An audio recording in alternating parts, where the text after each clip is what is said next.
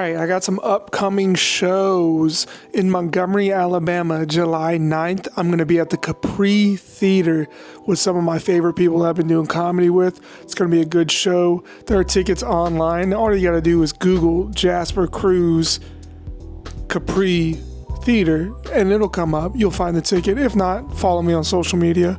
After that, I'm going to Austin, Texas to do the Creek in the Cave. I'm excited for that one. I love going to Austin, Texas and seeing my boys. That's going to be July 19th. I might do a few other shows while I'm in town. I won't be there for the whole week, so I'm excited to see what Austin's going to bring me. Let's get into the episode. The guy's good. Who is he? I don't know. He's good. What did I tell you? He is ridiculous. Yeah, he's kind of Funny. Both were in heavy rotation. Oh, it is my pleasure to introduce to you a very funny man. Jasper! Jasper, what are you doing? Jasper, you idiot! How dare you call me? But we don't.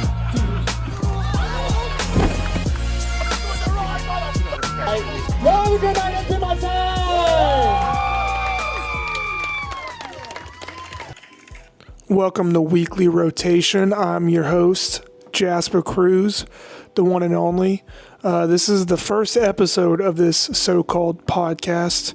And I know what you guys are thinking. We needed another white guy with a microphone on YouTube and other platforms to say the most off-the-wall things. And you're welcome. But before I start the episode, I just want to go ahead and say thank you to everybody who is either listening or watching this. I've always wanted to have my own standalone podcast. I've been working full time, and for people who don't know, I usually do stand-up comedy. Used to do it like 3 times a week. Now I'm doing it probably 3 times a month if I'm lucky, which is good. I mean, it's more quality over quantity at this point. Like, I feel like I'm still getting better, and I'm getting better at writing because I have so much time. But this is going to be something I'm going to try to do every weekend, and I'm excited for it. And I'm very thankful for whoever's going to join me on this journey and listen to all this stuff I'm going to be spouting out. But for people who do know me, that you will know that I'm huge in the stand-up comedy. I love watching movies, TV shows, music. I'm into pop culture. I watch YouTube nonstop like an iPad kid. It's fun. Other than comedy, I work at a casino in Alabama, and that's exciting because that's the only place where I get to see people who hate the generation of iPad kids. They get to come into this place and be the iPad kid for a minute. And I'm saying that just because that's how it is. Like, the way they're hitting the screen is wild. Like, I've had to tell so many people to stop punching screens because they're not winning. I had one guy just say, why? I don't even have to explain it. You should know why you shouldn't punch a screen. The guy was probably in his 50s, maybe 60s. But I'm in the movies. I'm keeping up with all of the DC, all of the Marvel. I read a lot of comics. I have a big background in the comic books and Marvel. I love doing movie reviews. So this is something I'm just going to try to do every weekly. Like I've always wanted, like I said, I've always wanted to have my own like standalone thing like most comedians do. And this is going to be the start of it. So once again, thank you for anybody who's tuning in. I do got some shows. I announced them in the beginning. This is gonna be fun, but I like UFC. I've been watching a lot of UFC. I've been keeping up with it. Me and my good friend Scott Walker, we talk nonstop about it because he can probably beat 90% of people's ass if it came to it. Like, if the zombie apocalypse came down to it, I would just duct tape some razor blades to my buddy Scott Walker's fist and watch him go crazy. We'll tape like some pillows around the rest of his body. I just want to see him do jabs on all the zombies. He'd cut them, dude. He's got like, he's a real life Iron Fist, I would say. Shout out to Scott. It's one of my, he has the TKO podcast that's about UFC and like all kinds of stuff. And go check that out. That's on Spotify. It's something that's in my weekly rotation, I'm being honest. I've really been wanting to do something to where I talk about things that happen throughout the week that interest me, the things that are on my timelines for Instagram. I don't get on Twitter more of a Threads guy now. I guess that sounds corporate saying, but that's just what it's come down to. Anyway, starting it off, there are some movies that are coming out this week that I'm excited to see. And there's also a movie that I did see this past weekend that I was really excited to see that some people may have already seen, but it was the live action How to Train Your Dragon. That was so cool. I'm not one to really like live action movies. Like, I haven't seen most of the Disney ones, but I had confidence that DreamWorks was going to do right by it, and boy, did they. I mean, to be fair, it was the copy of the first movie, the animated one, but to be honest, it was like watching the movie for the first time, and it was a good experience. I really enjoyed that. But I know this upcoming weekend is a movie I'm very excited for. It's 28 years later. I'm a huge zombie apocalypse guy. I'll watch anything that involves zombies, whether it's bad or not, comedy, zombies. It doesn't matter. I'm really excited for this one because I feel like I was talking to my wife the other day about how I like when most movies have such a scarcity, like they only come out every 10 or so years. And this is one of those movies, like we've had three of these movies within like the past 20 years, I would say. And they're all so good. So I hope this upcoming one is so good. They say that men constantly think of the Roman Empire. I'm constantly thinking of what I would do if a zombie apocalypse happened. Like, that's always on my mind. And so I'm super excited for that movie. I wonder if we're going to see some Cillian Murphy action in there. But I know my boy Aaron Taylor Johnson is going to be in that. Some people say that dude's also going to be the next James Bond. I'm not a James Bond fan, but I am an Aaron Taylor Johnson fan, and I would watch a James Bond film. For people who don't know, that's the guy that played Kraven in the newest Kraven the Hunter movie, and he was also in Bullet Train. But other than that, with like movie news, I know they casted the Clayface because they're doing a standalone movie for Clayface, like a horror movie. It's some like English guy, I'm gonna be honest, I've never heard of. I looked at his filmography and I didn't see anything. That I knew. But that's okay. It seemed like he had a lot in his filmography, so it seems like he's got work, so he should be good. And from what I've seen in the comments of some things, people are excited to see this guy in the DCU or DCEU, whatever it is. Who knows? The James Gunn universe is usually what I call it, because in James Gunn we trust. We also got Fantastic Four coming out soon, which I'm pretty excited for. I feel like all the stuff they're showing is just a decoy because it's supposed to be like a 2-hour long movie, but I don't know. I have so many theories about that movie that I would talk for 2 hours on it if I was doing it. I'm pretty tired right now. You could probably tell in my voice is kind of going out. I worked last night.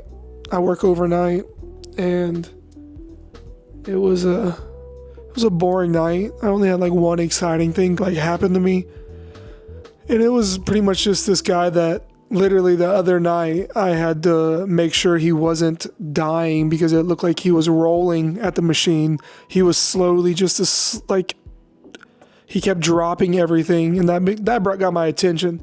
Like, if you're at a machine and I just hear you constantly dropping things, something's going on. And he was dropping things and not picking them up, and he was like stuck. And this guy came to me tonight or last night and was like, man, there's 20 popular known drug dealers in this casino right now, and they're all trying to kill me. And I'm like looking at him, I'm like, dude, what do you want me to do? I'm an unarmed security guard. I don't even have a taser.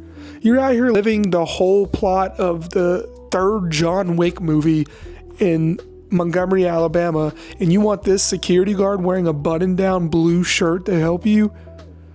Dude, it's wild. And it was like 4 in the morning. The sun's not even out, and this dude's thinking people's trying to kill him. And he had some other guy walk up. It was this big black dude, and he just confidently walked up to him and was like, hey man, they're trying to kill me. He was like, man, I can't do this right now. And I was like, shit, me too. A few things I've had in my weekly rotation this week, other than all the news about the Trump administration and ICE. Been watching some shows. I caught up on Abbott Elementary. That show's good, dude. If you don't watch Abbott, you're missing out. You really are. That is like comedic timing to the T. Like, it's perfect. It's beautiful. Every note just hits. It makes you laugh. It's funny. Characters. It just feels like every time they have a show like this come out, they get better and better. But it also had this new season had the Always Sunny in Philadelphia crossover. And that was pretty funny because those are two completely different shows. So it was weird seeing them even interact with each other. But other than that, I think this week I'm going to be watching, what was it? It was a docu-series. I took a screenshot of it because I heard a podcast talking about it. Me and my wife are going to sit down and watch it. The Karen Reed docu-series. I've been listening to some podcasts talk about it, and they seem like it's like on the same level of kind of Casey Anthony. Like, did she do it or not? I mean, Casey Anthony definitely did it, but it's something good. I'm starting to kind of get into that slow crime investigation, like crime, yeah, whatever. It's kind of cool. I'm on my white bitch shit. That was terrible. And there's also that show, I think I was going to watch that show, Adolescence or whatever. I don't know, I can't talk for real. It's on Netflix, and apparently it's one shot. That interests me. I would like to see a show that's completely one shot every single time. They don't have any breaks or cuts. They're just going through the whole episode or the whole series. That's cool. A few other things I keep up with. I like talking about UFC. This past weekend, we had UFC in Atlanta. I wanted to go to it. My boy Scott Walker did. I didn't watch really any of them. I didn't feel like streaming it, on the down low. And I really didn't want to pay for it because the card wasn't really anything exciting. It wasn't anything too hot to handle. So I just kept up with it on like ESPN app and saw like the significant strikes and see who was winning. But I saw that Usman won, which, I mean, I was kind of worried because he was fighting Buckley. I don't remember how to say his last name, either one. And he's a new guy, so he has a lot of speed, a lot of stamina compared to Usman. He's young, but Usman held him off the whole rounds, or all 4 rounds, apparently. So I know the week before that we got to see Sugar Sean get held down until he got submitted, which as soon as Merab took him down, I stood up and lit a cigarette and walked around until he got submitted because we all knew that was coming. But I mean, Merab is just a different beast. He really is. He's really strong to be in that weight class. So if I'm not wrong, correct me in the comments if I'm wrong, I'm pretty sure they fought at like 135. That dude's muscly as hell. Like, he's got muscle on him.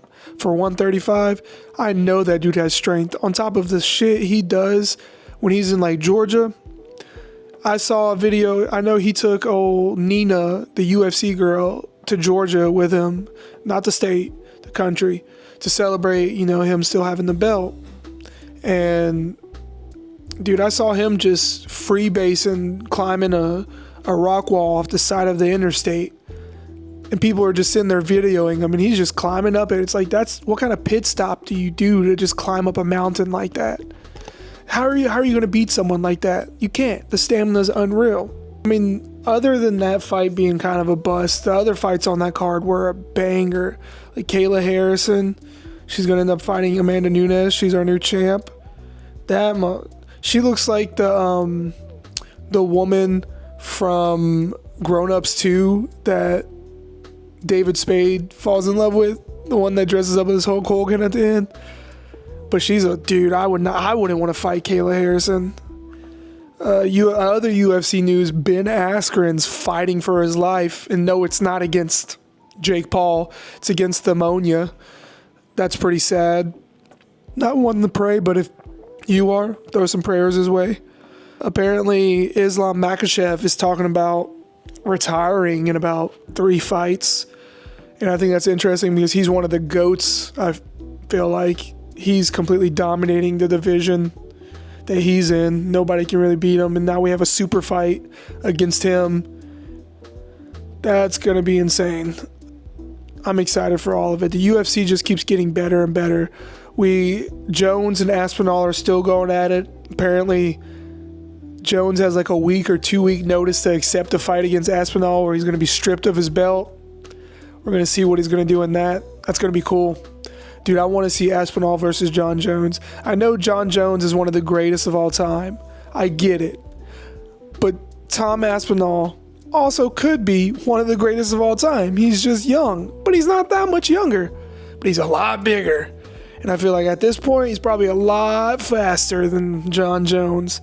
The only thing John Jones, we would get scared in that fight is if John Jones got him in the clinch. That's when we know it's over. It's going to be Cyril Gane all over again. Now that dude's just acting on Netflix. That's what John Jones does to you, dude.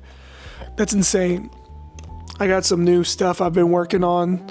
You know, I can't really do that much stand-up comedy or go to many open mics. It's mostly just showcases, and like that's when I have to do my ironed out material.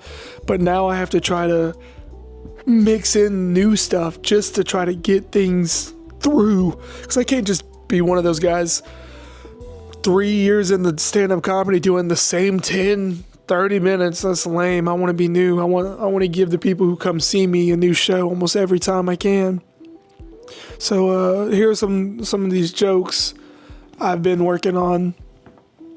I've taken notice that white dudes really have a habit of when they accidentally almost run into someone, they always go, oop, oop. Or like when they see lightning, they're always like, ooh.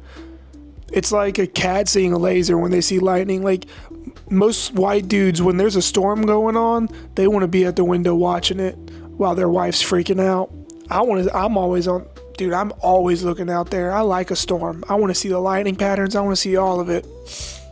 But it's gotten to the point I've noticed that so many people do that when they almost run into each other. Like as soon as you cut a corner real quick, if there's a white dude around that corner, you're going to hear the loudest whoop. It's hilarious. You're going to start noticing it now that I pointed out. On another note, what's with moms who are obsessed with their sons? It's kind of weird. Like, do you want to fuck your son? Stop posting weird lustful statuses and Instagram posts about your 20-year-old son that's still in college taking pictures with shirtless dudes and how handsome he is. I had this woman at the casino literally tell the same story about her shirtless son on the lake over and over again, and how he's just so fit and so handsome, and she's so proud of him for being in college, and his friends are so handsome. I'm like, dude, you gotta do something. You gotta play solitaire in the back of an alley on a Friday night with some dudes. Do something interesting. Like, stop hanging out with your son. You're in your 50s. Go do something else. A lot of people are scared to poop at work. I'm not scared to poop at work. What I'm scared to do is poop while I'm off the clock. The only time I want to poop is if I'm on the clock. Like, you won't catch me on the clock in the bathroom. If I'm clocked out, I'll go in the bathroom for 30 minutes and watch some reels and say I'm pooping, which I really am. But like, the frequency of pooping is like one turd every 5 minutes. So it's like every 10 reels a turd drops. So it works out. Like, it's like if someone were to come in the bathroom and be like, yo, you're just on your phone, you're not pooping. I'm like, dude, look in the toilet. There's proof right there. Look in the corn. Look in the meatloaf I ate earlier. You can see it. But yeah, I refuse to poop off the clock. Like if I'm on my lunch and I gotta poop, I'm holding it until I get back on the clock. I'm clocking in and then immediately going to the bathroom after my lunch. Don't waste my time. I'm trying to steal company time. I work at a place where I get confused with the only other white people that work in this work environment, and we look nothing alike. There's one guy that literally has a bowl cut in the biggest ears of my life. His name's Christian and has blonde hair, and people say we are twins. I have brown hair and a red beard. He looks Amish. He looks like his name should be Jebediah. And dude, come on. We don't look alike. Now my supervisor, on the other hand, he has brown hair. He can't really grow. I wouldn't say he couldn't grow a beard. I don't know. But he doesn't have an orange beard. We look nothing alike, and he wears glasses. And everybody gets us confused. And I've gotten to the point where I'm calling people out. I had a woman tell me to my face while standing next to another white worker. She goes, "You guys look like you could be brothers." And I just looked at her in her eyes and said, "You're only saying that because we're white." And she got so flustered and was like, "No, y'all have the no." And I was like, "No, it's fine. It's fine. I caught you. We'll move past the drive-by racism you're doing, but we're not going to talk about it." But imagine if I went around at work saying that everybody looked the same. I'd be in HR in 5 minutes. You can't do that. I wrote this down. One of my biggest fears is like seeing somebody walk in a building with their hands in their pockets, and when they pull their hands out of their pockets, they don't have hands. That's one of my biggest fears. I had a nightmare about that the other day. Like someone walking in and they just come out and have nubs. Like they fooled me. Like what else are you hiding? What else are in your pockets? Did you leave your hands in your pockets? You got fake hands in your pockets? What if they pulled out their nubs and attached to their nubs? They just got those sticky hands. That'd be cute. That'd be real cute. Going around smacking butts with sticky hands. This type of shit I'm trying to be on. I know I'm talking a lot about work, but that's mostly what I've been doing. And work has been so much stress.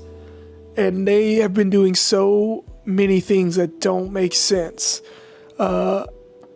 Most jobs, when you get a new schedule for the upcoming month, you get at least, 14 days or at least a week in advance. My work changed my schedule the 31st of last month. Like completely changed my schedule. I went from working Friday to Monday to working Monday through Friday. And I had a day's notice. And they knew that everybody was very upset because they did it to a lot of people. They changed everyone's schedule back except for mine. But because they were just telling me, "Oh, there's nothing you can do about it," because I'm the one getting the shit into the stick. It's fine. I'll be the shit shield. But because, no, dude, I don't care. I make money to stand at a door and talk shit with people. But they could tell that a lot of people were upset, and they were kind of like hiding behind it. Nobody gave me answers for like days on like what's going on with the schedule. Was anybody going to give me an answer or an explanation on why my schedule changed for like a week straight? I just had to like deal with it. And I came in the first day that I had to work my new shift, and they were like, "Oh, if you're hungry, they got Chappie's Deli sandwiches in the back for free." And I'm like, "Dude, I don't want no fucking soggy ass sandwich." If you know what Chappie's Deli is, also, sidebar, if you know what Chappie's Deli is, I've never seen a Chappie's Deli open past 4 p.m. And I go into work at 11 p.m. So if someone did a catering order around that time, those sandwiches were Dude, don't give me them soggy ass sandwiches because y'all can't fix my schedule. Dude, I was pissed. They were like, oh, we're not going to give you a pizza party. We're going to give you a soggy sandwich party. Fucking put the air out the whole fucking building, dude. This is cool. I'm bringing back the word swag. Like, I got my swag on. God, I hate saying that. Catch me in the mall with a flat bill and a shirt that says SWAG and then surfing at the bottom. That's what I'm on right now. Not for real, but yeah, I'm from Atlanta, and a lot of my friends see that I'm kind of like urban, you would say.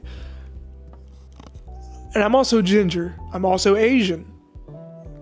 So a lot of my friends have been telling me TikTok is now saying that gingers are black.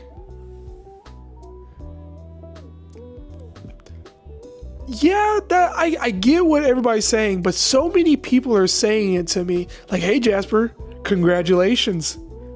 Did you hear the news? Have you been on TikTok? Gingers are considered black people now. And I'm like, cool. And like, I got told this at a comedy festival like 3 weeks ago, and I was like, dude, this is awesome. Like, these people are telling me I'm black now, I guess. And I started going around and I was like, hey, do you guys know that gingers are considered blacks now? And people were just looking at me like, what? And then I realized, I was like, oh, it's like this. It's like whenever you're hanging out with a group of your friends and they give you the N-word pass. That N-word pass, if you decide to use it, is only valuable with that group of friends that gave you that pass. You can't be walking in the mall and just say it, or be in a restaurant and say it and be like, hey, oh no, one of my friends gave me the pass. So I feel like it's being a ginger and saying that gingers are black is the same as being like, hey, you have the pass. But like, you have to know the guidelines of it. Like, are we just gonna let Macklemore say it? Think about that. We're gonna let the guy who made Thrift Shop say the N-word. That's insane. We're not doing that. I've been thinking about how weird people were growing up in high school. Like, a group of guys, if they had like a night where we were all hanging out, we had a sleepover, there was always that one guy in the group that was like, whoever's going to sleep first is getting my balls on their face. I guarantee you that guy now is still a closeted homosexual, because what kind of shit were you guys on? Y'all were sexually assaulting your friends while they were asleep, while they were in their most comfy, their most comfy zone. You're gonna sexually assault them and put your thing on their lips? That's insane. We need to ask these people more questions now. We can't just move past and like let these people sell cars at a Honda dealership. It's insane. All right. So I think that's all I got for my first episode. I'll leave y'all off on one thing. Thank you guys for watching and listening. I know this is a hectic ride. This is kind of just how my brain operates. I sit at work all day just staring off in the distance and just talking to myself. I've just realized, why don't I just fucking talk to a camera and see if something comes of it? So if you enjoyed this, leave a comment, like, subscribe. I really appreciate everybody taking time out of their day to listen to this or watch this. The last thing I have to say, for a little nugget of information for you to think until you see me next week, is the high school where the notorious Columbine shooting happened is still going by the name Columbine High School. Nobody's changing it. All right. Welcome back to my time!